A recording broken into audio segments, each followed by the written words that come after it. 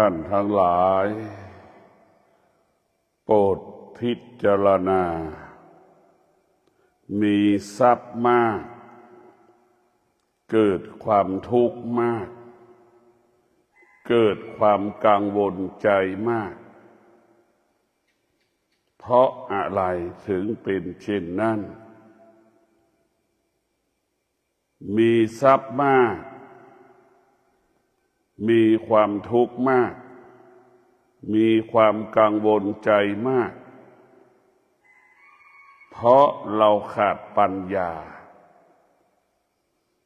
ผู้ที่ขาดปัญญาตกอยู่ใต้อำนาจอารมณ์ความรู้สึกที่เราเข้าไปยึดติดกับวัตถุสิ่งของนั้นทรัพย์สมบัติมันเป็นของที่ไม่เที่ยงแปรเปลี่ยนแปลงตลอดกาลเวลาดังเศรษฐีกลายเป็นยาจกกลายเป็นเศรษฐีจากคนที่มีกินกับคนไม่มีกินกับคนที่เคยมีบ้านอยู่กับไม่มีบ้านอยู่คนที่มีบ้านอยู่กับไปเช่าบ้านเขาอยู่เพราะเราขาดปัญญานำมาซึ่งความทุกข์ความกังวลสารพัดความทุกข์ความกังวลท่านทั้งหลายมีศีลมากมีสมาธิมากมีปัญญามากกายสงบมากจิตก็สงบมากมันก็บ่งบอกว่าสิ่งที่อยู่ภายนอกกายจะมากมายขนาดไหนก็ไม่สามารถให้เรามีความสุขได้เช่นเรามีสมบัติมันก็บ่งบอกว่าเรามีศีลมีสมาธิมีปัญญาเรามีความสุขทรัพย์สมบัติหายากหาลำบากมีแต่คนแย่งคนชิงคนเบียดเบียนแต่ศีลสมาธิปัญญาหาง่ายหาสะดวกหาได้ทุกเวลาศีลสมาธิปัญญาอยู่ในร่างกายของเราตรงกันข้ามหาทรัพย์หาสมบัติหาปัจจัยสี่หายากหาลำบากเพราะมันเป็นสิ่งนอกกาย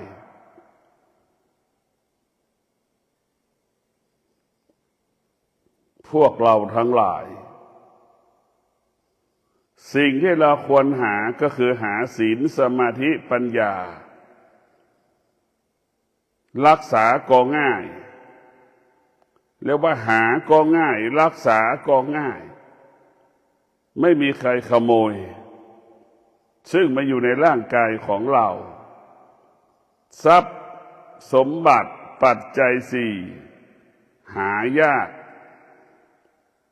รักษาก็ยากมันตรงข้ามกับรักษาก็ยากหาก็ยากเพราะมันเป็นของนอกกายมันมีเวลามีสถานที่ให้เราหามีสถานที่ให้เรารักษามันจึงเกิดคำว่ารักษายาก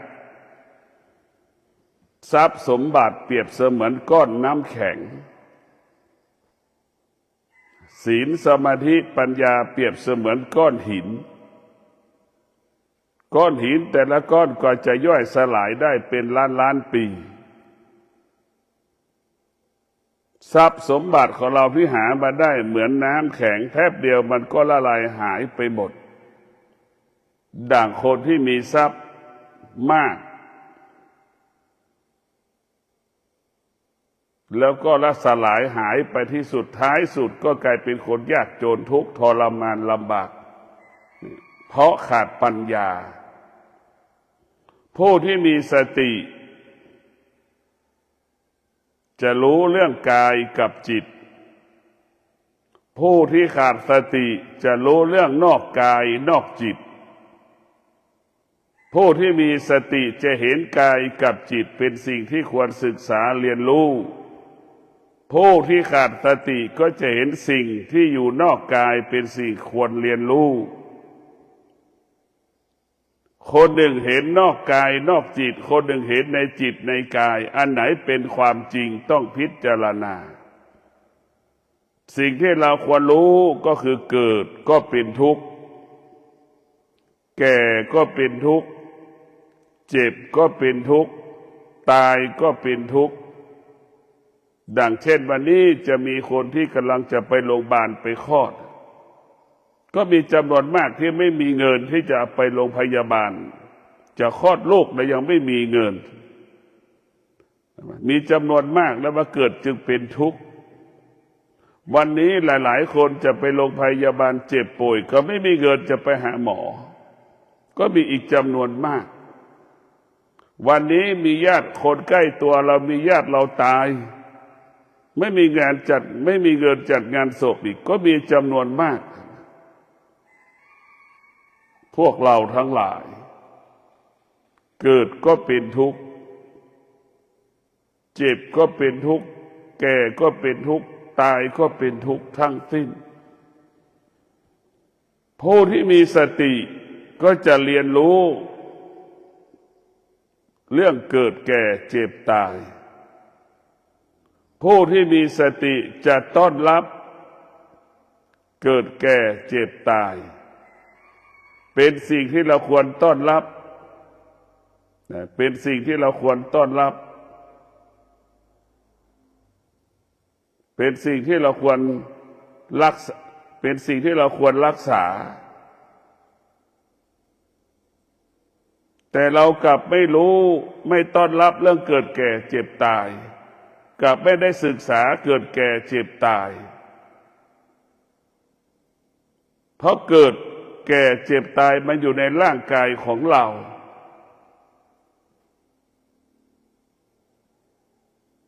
เรากลับสนใจชีวิตของเราตอนที่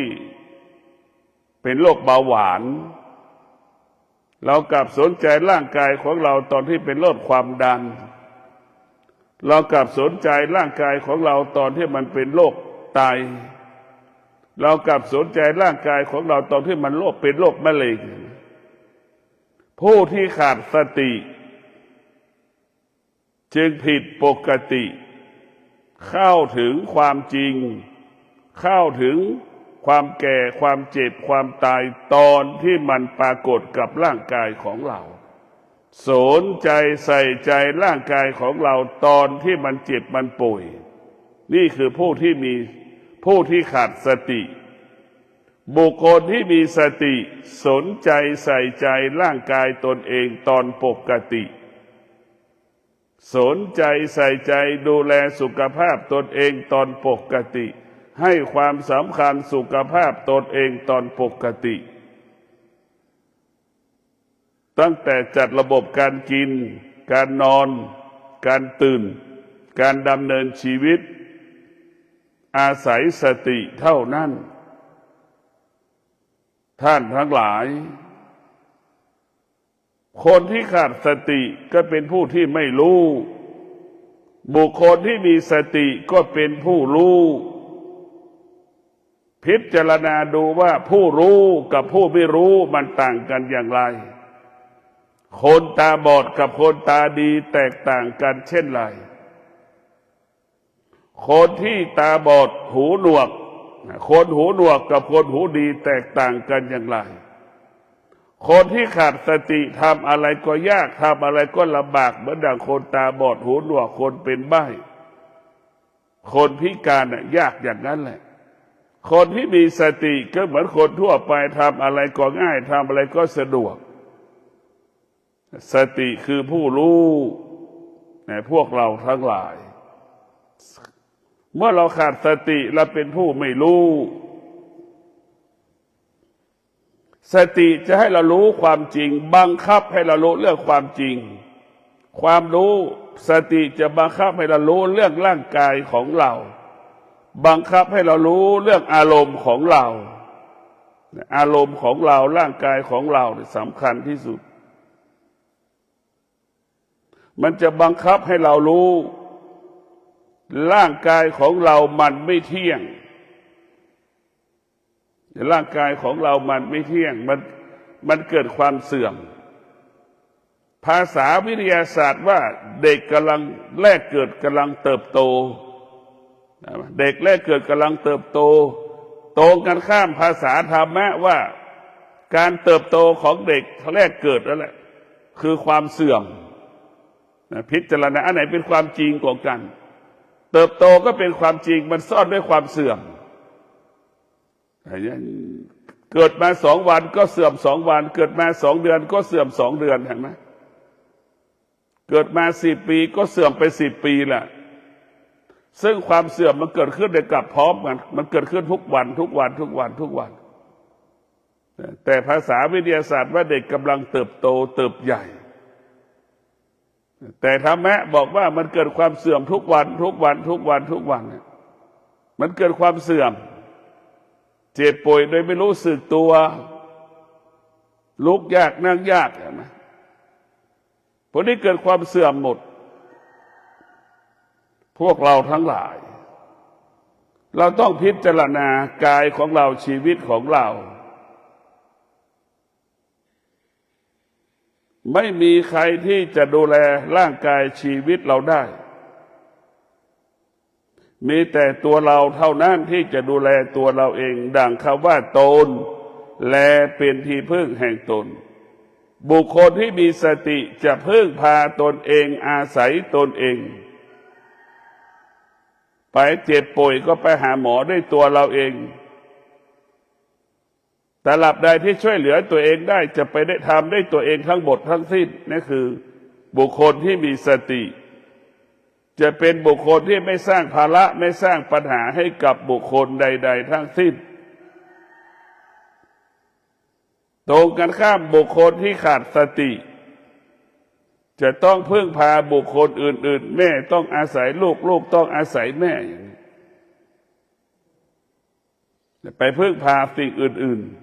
ๆไปอาศัยสิ่งนอกกายเป็นอาศัยสิ่งนอกกายเป็นที่พึ่งไปพึ่งพาสิ่งที่นอกกายผู้ที่มีสติจะพึ่งพาตนเองอาศัยตนเองบุคคลที่มีสติพวกเราทั้งหลายไม่สร้างภาระไม่สร้างปัญหาให้กับตนเองกินง่ายอยู่ง่ายเมื่อเรามีสติเราก็มีระเบียบเรามีวินัยเท่ากับเรามีกฎเกณฑ์กติกาให้กับตนเองตัวสติก็ประกอบไปด้วยศีลในตัวสติต้องประกอบไปด้วยศีลดังผู้ที่มาปฏิบัติธรรมจะมีสติมากรู้สึกตัวได้ไวรู้สึกตัวได้ดีตรงกันข้ามคนที่อยู่นอกกำแพงวัดคนที่นอนอยู่บ้านคนที่อยู่บ้านคนขาดสติก็คือตามใจตนเองอยากกินข้าวก็จะออกไปซื้อข้าวกินอยากจะไปกินก๋วยเตี๋ยวก็หาก๋วยเตี๋ยวกินอยากจะกินหมูปิ้งก็อยากไปซื้อหมูปิ้งกินนั่นแหละขาดสติตามใจตนเองคนที่มีสติจะไม่ตามใจตนเองฝ่าฝืนจิตใจตนเองหยุดยั้งยับยั้งความรู้สึกของตนเองตรงกันข้ามคนขาดสติตอบสนองความรู้สึกของตนเองมาตอบสนองความรู้สึกของตนเองเพราะฉะนั้นพวกเราทั้งหลายบุคคลที่มีสติสำรวมกายวาจาใจจะนั่งจะนอนจะยืนก็มีสติรู้ส่วนคนที่ขาดสติจะนั่งจะนอนจะเดินก็ไม่รู้สึกตัวพวกเราทั้งหลาย เราต้องพิจารณาสติมันเป็นหลักสติเปรียบเสมือนเสาบ้านจิตของเราร่างกายของเราเปรียบเสมือนส่วนประกอบของบ้านนะสติเป็นหลักของชีวิตนะมันเป็นหลักเลยโดยเฉพาะสตินี่มันจะต้องพูดทุกวันเราจะสังเกตได้ธรรมะภาคปฏิบัติจะให้ความสำคัญสติมากที่สุดอะไรก็สติไปหมดอะไรก็สติไปหมดแต่เราไม่ได้ปฏิบัติธรรมเราอ่านหนังสือเราฟังนี่คำว่าสตินี่เราจะไม่พูดกันเลยคนส่วนมากจะไม่พูดเรื่องสติคนส่วนมากจะพูดเรื่องแต่ความคิดเห็นไหมแต่ผู้ปฏิบัติจะให้ความสำคัญกับคำว่าสติผู้ปฏิบัติธรรมความคิดไม่มีค่าความคิดไม่มีความหมายความคิดคือขยะเพราะฉะนั้นพวกเราทั้งหลายพิจารณาดูคำว่าสติเนี่ยมันเป็นหลักของคำว่าการพัฒนาจิตการยกระดับจิตอยู่ที่สติเรามาปฏิบัติธรรมนี่เรามาพัฒนาจิตเรามายกระดับจิตมาพัฒนาจิตให้จิตเป็นผู้รู้อีกทุกวันนี้จิตเรามันเป็นผู้ไม่รู้เหมือนแม่เกิดอาการไม่พอใจเห็นไหมเป็นทุกข์ลูกไม่พอใจลูกก็เป็นทุกข์เห็นไหมถามว่าแม่กับลูกมันก็ไม่แตกต่างกันเลยเหมือนกันทุกอย่างเหมือนกันทุกอย่างแม่เป็นเช่นไรลูกก็เป็นเช่นนั้นเพราะจิตมันเป็นผู้ไม่รู้เมื่อจิตเป็นผู้ไม่รู้แม่ทุกข์ใจลูกมันก็ทุกข์ใจแม่มันดีใจลูกมันก็ดีใจแม่มันสุขใจลูกมันก็สุขใจเห็นไหมแต่พวกเราทั้งหลาย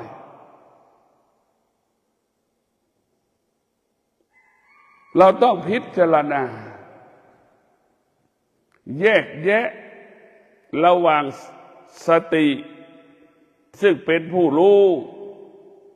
และสติเปรียบเสมือน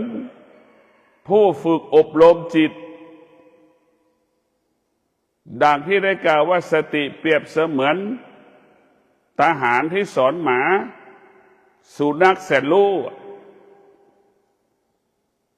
จิตเราก็เหมือนสุนัขซึ่งมันไม่รู้เราจะต้องฝึกให้มันรู้จิตเราเหมือนสัตว์นานาชนิดเราจะต้องฝึกให้สัตว์แต่ละชนิดได้ฝึกมันให้มันเป็นสัตว์แสนรู้ดั่งช้างแสนรู้สุนัขแสนรู้แมวแสนรู้เห็นไหม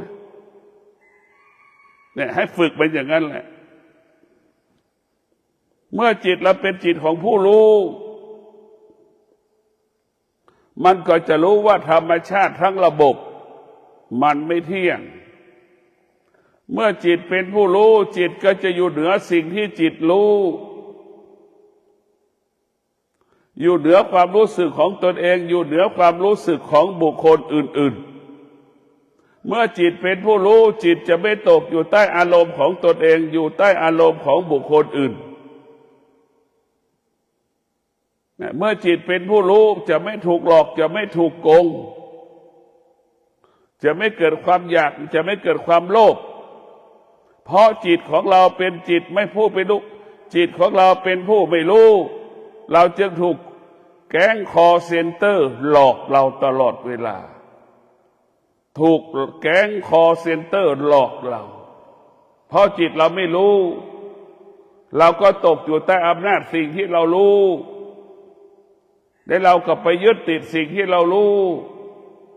สิ่งที่เรารู้จึงเบียดเบียนทรัพย์สมบัติของเราเบียดเบียนทรัพย์สมบัติเราจะไม่พอเบียดเบียนร่างกายจิตใจเราอีกเพราะเราไปยึดติดในทรัพย์สมบัติที่หามาได้แล้วคนหลอกเราไปโกงเราไปเป็นทุกข์อีกไอ้ตัวทุกข์เหล่านี้ก็ทำให้เราเกิดทำให้สุขภาพร่างกายของเราไม่ดีอีกพวกเราทั้งหลายเรามีสติเรามีสัจจะวันนี้เราจะไม่ตกอยู่ใต้อำนาจความสุขความทุกข์ที่มันเกิดทางตาหูจมูกลิ้นกายใจนี่เราจะมีสติเราจะมีสติอยู่เหนือความสุขอยู่เหนือความทุกข์ที่มันเกิดทางตาหูจมูกลิ้นกายใจเนี่ยเราจะมีสติปฏิเสธมันปฏิเสธมันรู้มันอยู่เหนือมันละมันไม่ตามใจมันนี่เรามีสติเรามีสติตามไม่ตามใจมันสุขเกิดเราก็ไม่ตอบสนองมันคือไม่ตามใจมันทุกข์เกิดเราก็ไม่ตอบสนองมันเราไม่ตามใจมันเนี่ยพวกเราทั้งหลายเรามีสติพิจารณาเรามีสติพิจารณาเรามีสติพิจารณา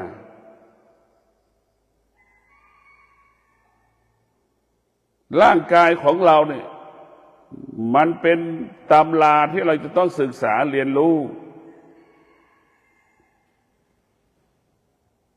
อารมณ์ความรู้สึกของเราต้องพิจารณาควรเรียนรู้บุคคลที่มีสติก็จะรู้สิ่งที่มันเปลี่ยนแปลงบุคคลที่มีสติก็ต้อนรับสิ่งที่เปลี่ยนแปลงตลอดเวลาอยู่กับการเปลี่ยนแปลงได้ตลอดเวลาบุคคลที่ขาดสติไม่เท่าทันการเปลี่ยนแปลงไม่ยอมรับการเปลี่ยนแปลงจึงทำให้กายกับจิตสะเทือนหวั่นไหวตลอดกาลเวลา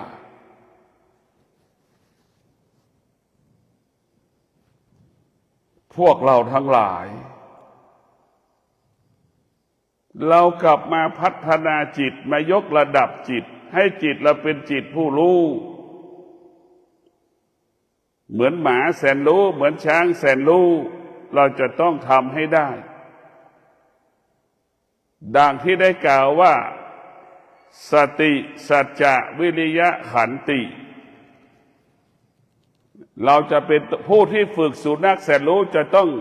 มีสติสัจจะวิริยะขันติคำว่าสำเร็จก็เกิดหมาก็เช่นเดียวกันหมาก็ต้องมีสัจจะวิริยะขันติหมาจึงประสบความสำเร็จในการฝึกสติสัจจะวิริยะขันติเราเป็นผู้ที่กำหนดให้หมาทำตี 5ทุกเช้าเราเอาหมาวิ่งเนี่ยหมามันก็เกิดกิริยาอาการมันก็รอตื่นเราล่ะเราไปยังไม่ถึงหมาแล้วหมาได้ยินเสียงเราเดินมันแสดงอาการแล้วเนี่ยคือเราฝึกมันพวกเราทั้งหลายจิตของเรานี่ต้องได้รับการฝึกฝนอบรมเมื่อจิตของเราได้รับการฝึกฝนอบรมจิตของเราจึงเป็นจิตของผู้รู้แม้กระทั่งรู้ธรรมก็ไม่ยึดธรรมรู้ความจริงก็ละความจริงสิ่งที่ควรรู้ธรรมะภาคปฏิบัติก็ไม่ใช่เรื่องธรรมะอีกเบื้องต้นเราคิดว่าเป็นเรื่องของธรรมะ แต่พอเราพิจารณาแล้วเบื้องต้นธรรมะที่เราควรรู้สิ่งที่เราควรรู้ก็คือลมหายใจเข้าลมหายใจออกรู้อาการของลมหายใจเข้ารู้อาการของลมหายใจออกรู้อาการของกายที่ขับเคลื่อนขวาย่างซ้ายย่างเห็นไหมให้เรารู้ตรงนี้แหละเราจะรู้ธรรม84,000พระธรรมขันธ์ท่องพระธรรม84,000พระธรรมขันธ์ได้ชำนิชำนาญปันใดมันก็สู้รู้ลมหายใจไม่ได้สู้รู้ลมหายใจเข้าสู้รู้ลมหายใจออกไม่ได้ในพวกเรา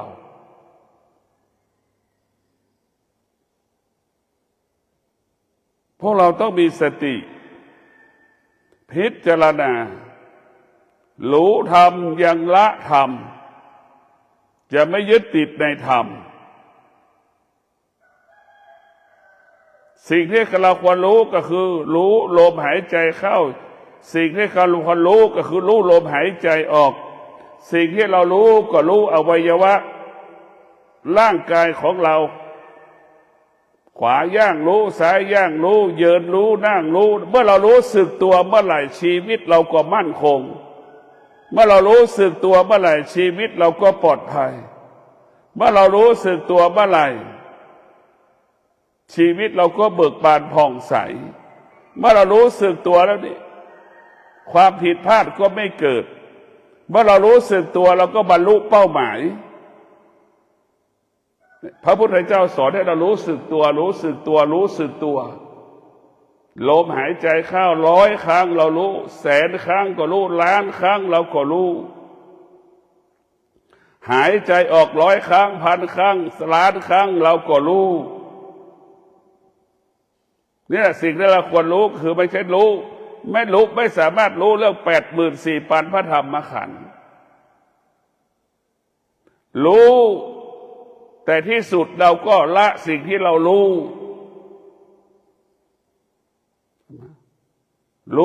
ที่สุดเราต้องละสิ่งที่เรารู้สิ่งที่เรารู้ยังไม่สมควรรู้สิ่งที่เราควรรู้สมควรรู้ก็คือรู้ลมหายใจเข้ารู้ลมหายใจออกอันนี้เป็นยอดของความรู้เป็นแกนของรู้เป็นเรียกว่าแกนของธรรมเป็นแกนของธรรมเป็นแกนของธรรมเป็นแกนของธรรมคือรู้ลมหายใจเข้าเป็นรู้ลมหายใจออกนี่เป็นแกนของธรรมรู้ธรรม84,000พระธรรมขันธ์รู้ปริยัติอันนั้นรู้ภาคปริยัติปฏิบัติปฏิเวทรู้ภาคปฏิบัติก็คือเราต้องแยกว่าปริยัติปฏิบัติปฏิเวทแล้วเอาปริยัติมาเป็นปฏิบัติเหมือนเรามารู้อริยสัจสี่อย่างเงี้ยเราไปอ่านหนังสือเนี่ยอันนี้เป็นธรรมะภาคปฏิบัติเป็นธรรมะปริยัติภาคปริยัติธรรมะภาคปฏิบัติใช้คำว่าสติรู้ลมหายใจเข้าเห็นไหมนี่สติรู้ลมหายใจออกปริยัติปฏิบัติปฏิเวทไอเรารู้ลมหายใจเข้าออกนี่เรารู้ลมหายใจเข้าออกเนี่ยลมหายใจเข้าออกเป็นต้นกำเนิดของเป็นต้นกำเนิดของพระธรรม84,000พระธรรมขันธ์เป็นต้นกำเนิดของพระธรรม84,000พระธรรมขันธ์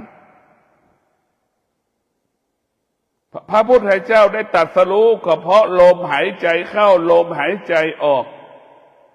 รู้ลมหายใจเข้ารู้ลมหายใจออกรู้กายกับจิตกายกับจิตจึงเป็นบ่อเกิดแห่งธรรมธรรมะจึงเกิดขึ้นที่กายกับจิตพวกเราทั้งหลายเราก็กลับมารู้ สิ่งที่ควรรู้ก็คือรู้ลมหายใจเข้าลมหายใจออกมันละไม่ได้ไม่รู้ไม่ได้มันละไม่ได้ไม่รู้ไม่ได้คือลมหายใจเข้าออกละไม่ได้ไม่รู้ไม่ได้มันบังคับให้เรารู้ลมหายใจเข้าบังคับให้เรารู้ลมหายใจออกบังคับให้เรารู้เรื่องกายของเราขวาย่างซ้ายย่างรู้เราจะนั่งเราก็รู้จะขับรถเราก็รู้เราจะนั่งทำอาหารเราก็รู้มือขวามือซ้ายจับวัตถุสิ่งของใดๆเรารู้เมื่อเรารู้มันก็ปกติหมายถึงความดีเกิดขึ้นแล้วความดีเกิดขึ้นแล้วความดีเกิดขึ้นแล้วมันปกติก็คือสำเร็จเมื่อเรามีสติรู้สึกตัวคำว่าหลงไม่มีคำว่ายึดติดก็ไม่มีคำว่ารู้แจ้งรู้จริงเกิดขึ้นรู้แจ้งรู้จริงเกิดขึ้นเกิดจากลมหายใจเข้าออกนี่แหละรู้แจ้งรู้จริงรู้ซึ่งความจริงคือรู้ลมหายใจเข้ารู้ลมหายใจออกสิ่งที่เราควรรู้ก็คือลมหายใจเข้านี่แหละมันเป็นแสงสว่างให้เรารู้พระธรรม84,000พระธรรมขันธ์พวกเราต้องพิจารณาทุกวันนี้เราไปเอาธรรมะภาคปฏิบัติมาเอาธรรมะปริยัติเนี่ยปริยัติสุจิปุริเราเป็นเน้นตรงนี้มาเอามาเป็นภาคปฏิบัติเพราะฉะนั้นพ่อแม่ครูบาอาจารย์โบราณเวลาปฏิบัติธรรมเขาถึงไม่ให้อ่านหนังสือเห็นไหมไม่ให้อ่านหนังสืองดการอ่านหนังสือไม่ให้อ่านหนังสือเมื่อเราอ่านหนังสือเราไปยึดติดตัวหนังสือไอ้ตัวหนังสือมันไม่ใช่ธรรมะมันเป็นตัวหนังสือธรรมะที่แท้จริงคือสุขกับทุกข์นี่แหละคือธรรมะพอใจไม่พอใจนั่นแหละคือเป็นธรรมะมันไม่เที่ยงเห็นไหมมันเปลี่ยนแปลงนั่นแหละคือธรรมะเราต้องรู้สิ่งเหล่านี้ส่วนมากเราเอาปริยัติมาเป็นธรรมะภาคปฏิบัติส่วนมากเราไปปฏิบัติธรรมคือไปฟังธรรมมากกว่าปฏิบัติธรรมเราไปฟังธรรมมากกว่าการปฏิบัติธรรมการปฏิบัติธรรมก็คือการปฏิรูปพฤติกรรมการเป็นมนุษย์ของเราการปฏิบัติธรรมก็หมายถึงการปฏิรูปเหมือนทหารปฏิวัตินั่นแหละเป็นเช่นนั้นแหละถ้าเราไม่ปฏิวัติร่างกายพฤติกรรมของเราก็ไม่มีโอกาสได้รู้ธรรมเห็นธรรมเราต้องปฏิบัติเคยกินข้าวสองเราเคยกินข้าวทั้งวันพอมาปฏิบัติธรรมกินข้าวหนึ่งมื้อเราอยู่บ้านได้กินได้ทุกชั่วโมงนี่แหละคือปฏิวัติแล้วอยู่บ้านได้ใช้เงินทั้งวันทั้งเช้าทั้งเย็น3 เวลาใช้เงินหมดแต่เรามาอยู่บ้านตื่นมาก็ไม่ได้ใช้เงินเลยแต่เราก็มีชีวิตอยู่ได้แต่เราก็มีความสุขอยู่ได้มันก็จะเห็นอาการสองอย่างเราอยู่บ้านเราก็มีเงินแต่มันสุขต่างกันความรู้สึกมันต่างกันแต่พวกเราทั้งหลาย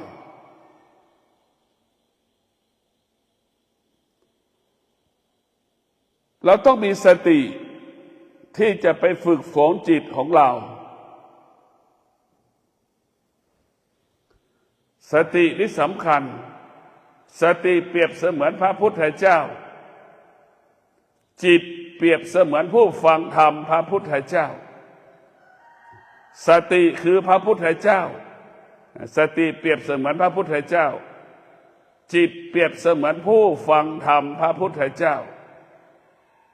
จิตมันไม่รู้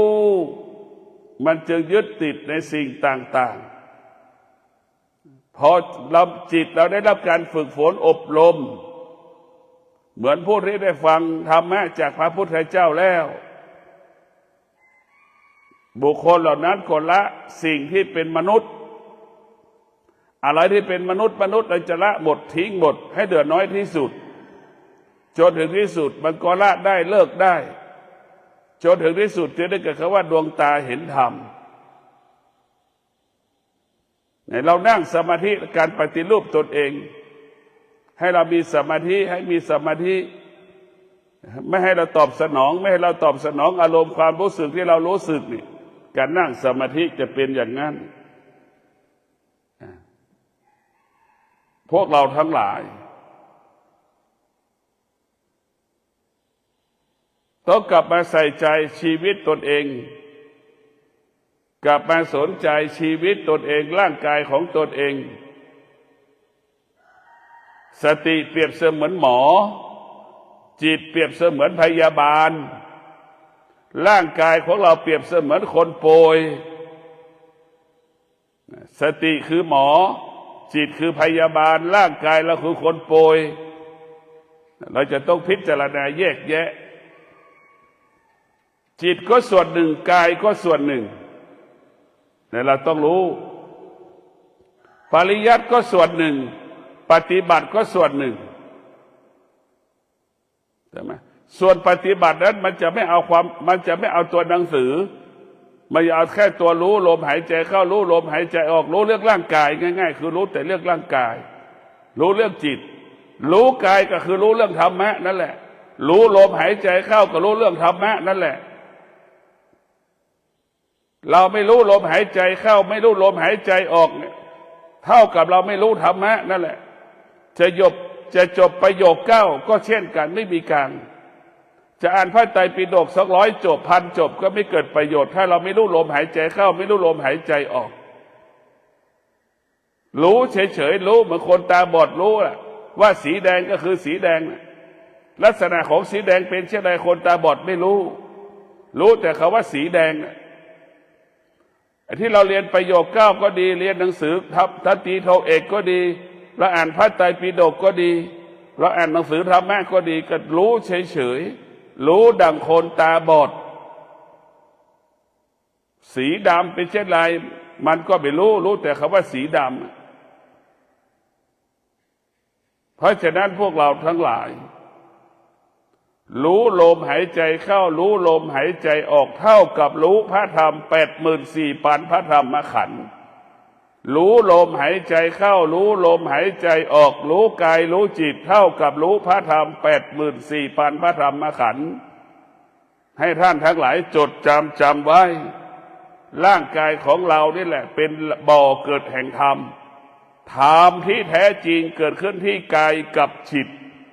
ธรรมที่แท้จริงเกิดขึ้นที่กายกับจิตก็ขอความสุขสวัสดีจงเกิดแก่ท่านทั้งหลายมีสติรู้ทรัพย์สมบัติมันหายากมีสติรู้ศีลสมาธิปัญญามันหาง่ายรักษาง่ายไม่มีใครขโมยไม่มีการเวลาสถานที่หาได้ทุกเวลาขอเจริญพร